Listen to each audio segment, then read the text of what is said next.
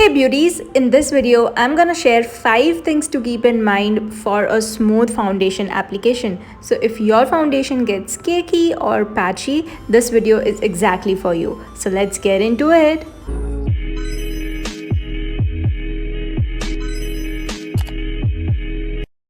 So the first thing you want to make sure is that your face is properly moisturized. So I'm going to use a moisturizer. My skin is oily, but if your skin is dry, you also want to go in with a sheet mask or apply a very nice thick layer of moisturizer. Because if your skin has some dry patches or dry areas, the foundation will cling on to those areas and it will look patchy. So this is very important in order for a smooth application.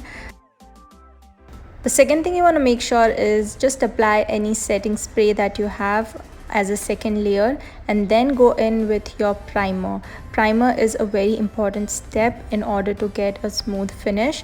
So my primer already has some SPF in it, so I'm not gonna use another layer of sunscreen. The main purpose of the primer is to help the foundation stick to your skin better.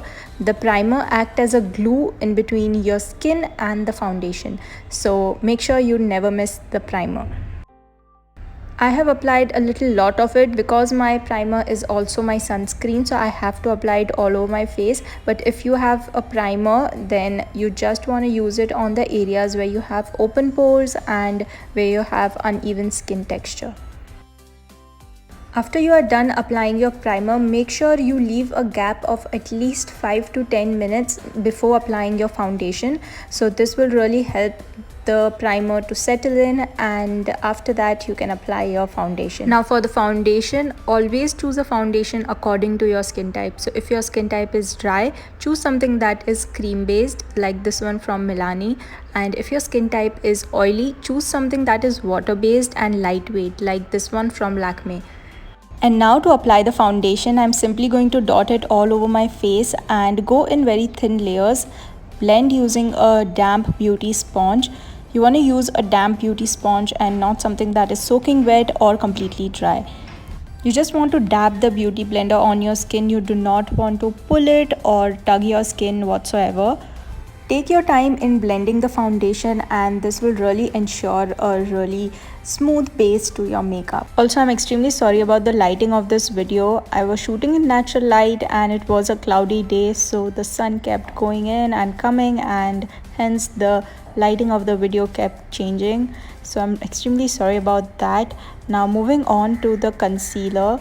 Now I'm gonna apply my concealer just a little bit under my eyes to just brighten it up. The next thing you want to keep in mind is to use all the cream products before setting your face with the powder products. So you want to make sure you use all your cream blush, cream contour, concealer. All liquid and cream based products go before the powder products.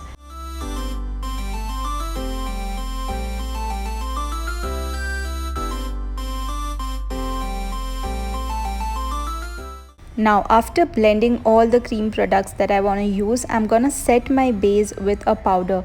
Now setting your base is very important if you have oily skin especially. You want to set your under eye area, and you also want to set your entire face if you have oily skin. So the reason to apply a powder is to make sure that the cream products that we apply do not budge on the skin, they don't transfer or they don't move on the skin. So this is just gonna set the cream products in place so that they don't move.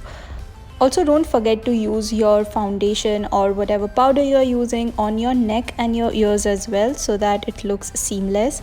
And if you have dry skin, you can just set your T-zone and let the rest of the face be. And next we are going to set our face with the Fix Plus setting spray.